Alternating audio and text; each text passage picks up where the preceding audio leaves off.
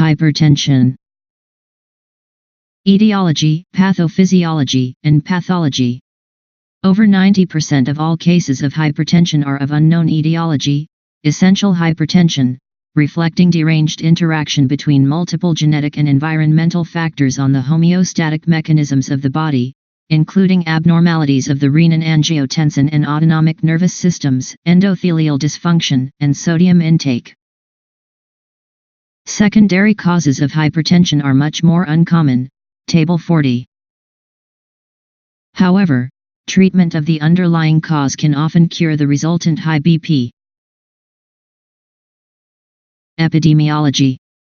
BP is a continuous variable, so hypertension is difficult to define. Up to 1/4 of adults in Western populations are found to have a BP in excess of 140/90 mmHg at screening. This proportion increases with age, rising from 4% in those aged 18-29 years to 65% in those greater than 80 years. However, despite recognition of the high prevalence of hypertension and its dangers, it remains inadequately treated, with estimates that 30% of recognized hypertensive patients have adequate BP control. Clinical presentation. Common.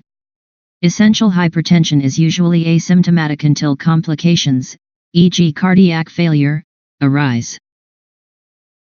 Hypertension is commonly detected opportunistically when a patient attends with some complaint and the doctor or nurse takes the opportunity to measure the BP. It may also be detected at a routine health screening, or as part of a deliberate assessment of a patient's cardiovascular risk, e.g. when presenting with symptoms that might indicate cardiovascular disease such as ischemic heart disease, stroke, or transient ischemic attack or peripheral vascular disease. A number of complaints are commonly associated with hypertension, but are nonspecific. Headache, occipital and present on waking, settling gradually during the day, epistaxis, nocturia. Uncommon. Presentation with symptoms suggestive of a secondary cause apart from those attributable to hypertension. Pheochromocytoma, anxiety, diaphoresis, tremor, epigastric and chest pain, and dyspnea. Primary hyperaldosteronism, symptoms suggestive of marked hypokaliemia, cramps, muscle weakness, polydipsia, polyuria, and/or nocturia. Cushing's syndrome, weight gain, characteristic facial appearance, easy bruising, thinning of hair and skin, striae, and muscle weakness. Other less common features include symptoms suggestive of thyroid disease and acromegaly. Physical signs. Apart from elevated BP, commonly there are no other abnormal signs. In moderate or severe hypertension, a loud aortic second sound may be heard. Look for evidence of the following. Left ventricular hypertrophy, LVH. Hypertensive retinopathy, Fig 89. Grade I. Light reflex from the arterial wall is increased as a result of thickening. Grade 2. The arterial light reflex is wider, giving rise to a silver wire appearance. Nipping of the veins is an optical illusion caused by the inability to see the blood within the vein through the thickened arterial wall.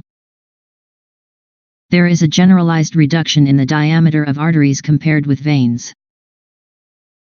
Grades 3 and 4, associated with accelerated hypertension. 3.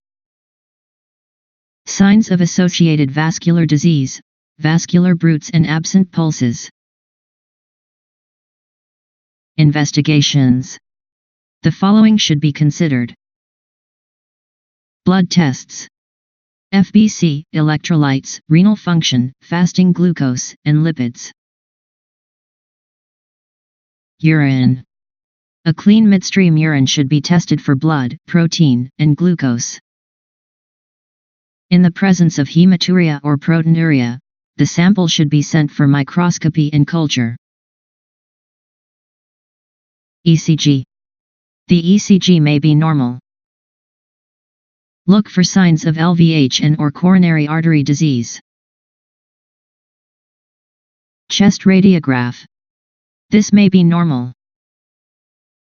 Look for cardiomegaly, pulmonary edema, and coarctation, Fig 90. Other baseline investigations. Other tests may be required in some cases. To determine whether hypertension is present in patients with no evidence of end organ damage, arrange 24-hour ambulatory BP measurement for a better understanding of the pattern of changes and its control in the patient's normal environment, at home and work.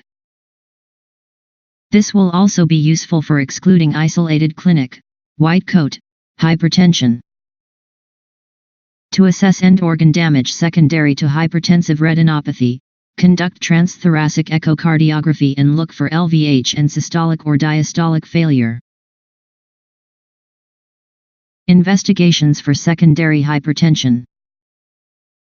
In suspected cases of secondary hypertension, further investigations led by clinical suspicion will be required. Indications for investigating secondary causes of hypertension include any evidence of underlying cause in history or examination, see Table 40. Accelerated, malignant, hypertension. Hypokaliemia, not diuretic-induced. Young age, 35 years. Resistant hypertension, uncontrolled by 3 drugs. Possible investigations include the following. A 24-hour urine collection, measure catecholamine levels and look for features of renal disease, e.g. creatinine clearance and urinary protein excretion. Renal ultrasound and Doppler, the presence of 2 small kidneys indicates chronic renal disease. Marked asymmetry of renal size, greater than 2 cm difference in length, increases the probability of renal artery stenosis. Doppler ultrasound of the renal arteries can accurately diagnose renal artery stenosis. MRI of the renal arteries, an alternative accurate method of diagnosis for renal artery stenosis. Test of plasma renin and aldosterone. Differential diagnosis. Consider the following. Essential hypertension. Secondary hypertension. Erroneous reading of elevated BP as a result of inadequate cuff size. Isolated clinic hypertension, white coat hypertension. Treatment. Essential hypertension. Treatment of both systolic and diastolic blood pressure is equally important across all age groups. Having diagnosed hypertension, pharmacological therapy should be combined with advice on lifestyle changes. The following are considered recommendations for pharmacological treatment of hypertension. Patients with a persistently high BP of 160/100 mmHg or more. Patients with raised cardiovascular risk, 10-year risk of coronary heart disease 15% and of cardiovascular disease 20%, existing cardiovascular disease or evidence of target organ damage, with a persistent BP of 140/90 mmHg or more. The choice of antihypertensive therapy should be tailored to the patient's medical requirements. In patients who do not respond to single or dual agent therapy, low-dose combination therapy must be considered. A recommended treatment algorithm is outlined in Fig 91. Secondary hypertension. Treatment should be directed towards management of the underlying cause. NB. Advice regarding lifestyle modifications for patients with hypertension. Stop smoking. Lose weight as appropriate. Moderate alcohol intake, 21 units/week for men. Dietary changes, consume a lower amount of saturated fat, and increase oily fish, fruit, and vegetable intake. Limit salt intake. Sensible regular exercise. Complications. These are often seen if BP remains untreated or poorly managed. Retinopathy and retinal hemorrhages. Renal impairment. left ventricular hypertrophy and cardiac failure, both systolic and diastolic.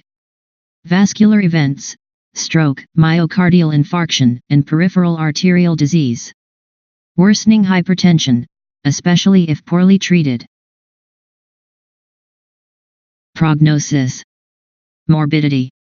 Essential hypertension increases the risk of stroke six-fold, of coronary artery disease and heart failure threefold, and doubles the risk of peripheral vascular disease. Renal failure usually occurs only in cases of malignant hypertension, but elevated BP increases the progression of renal failure from other causes.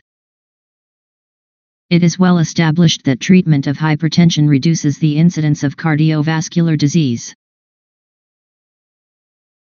Mortality.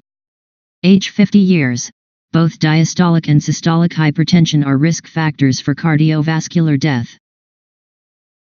A reduction of 5-6 mmHg in diastolic pressure is associated with a 12% reduction in mortality rate over 5 years. Age greater than 50 years, evidence suggests that systolic BP is the important determinant of risk and that it has an inverse relationship with diastolic blood pressure, i.e. the greater the pulse pressure for a given value of systolic pressure, the higher the risk. Hypertensive emergencies. Etiology and pathology. A hypertensive crisis is defined as a severe elevation in BP, systolic BP greater than 200 mmHg, diastolic BP greater than 120 mmHg. Rate of change in BP is important. A rapid rise is poorly tolerated and leads to end organ damage, whereas a gradual rise in a patient with existing poor BP control is tolerated better. Conditions that can cause hypertensive emergencies include the following. Essential hypertension. Renovascular hypertension, atheroma, fibromuscular dysplasia, and acute renal occlusion. Renal parenchymal disease, acute glomerulonephritis, vasculitis, and scleroderma. Endocrine disorders, pheochromocytoma, Cushing's syndrome, primary hyperaldosteronism, thyrotoxicosis, hyperparathyroidism, acromegaly, and adrenal carcinoma. Eclampsia and preeclampsia. Vasculitis. Drugs, cocaine, amphetamines, monoamine oxidase inhibitor interactions, cyclosporin, beta blockers, and clonidine withdrawal. Autonomic hyperactivity in presence of spinal cord injury. Coarctation of the aorta. Epidemiology. The incidence is around 1-2 per 100,000 per year. Clinical presentation. Hypertensive emergencies can present in a number of ways. Hypertensive emergency with retinopathy, previously known as accelerated hypertension. Patients suffering from this often have visual disturbances and retinal hemorrhages. Hypertensive emergency with papilloedema, previously called malignant hypertension. Hypertensive emergency with encephalopathy, patients present with headaches, drowsiness, and epileptic fits. Other ocular complications are also often present. Physical signs. Common. The diagnosis of a hypertensive emergency cannot be made without high BP and evidence of fibrinoid necrosis of vessels, which can be viewed directly only in the fundi. Grade 3 retinopathy, flame-shaped superficial hemorrhages or dot and blot hemorrhages deeper within the retina, cotton wool spots, retinal microinfarcts, and hard exudates, see Fig 89. Grade 4 retinopathy, hemorrhages and exudates with papilloedema, Fig 92. Uncommon. Drowsiness, coma, epileptic fitting, stroke, pulmonary edema, and aortic dissection.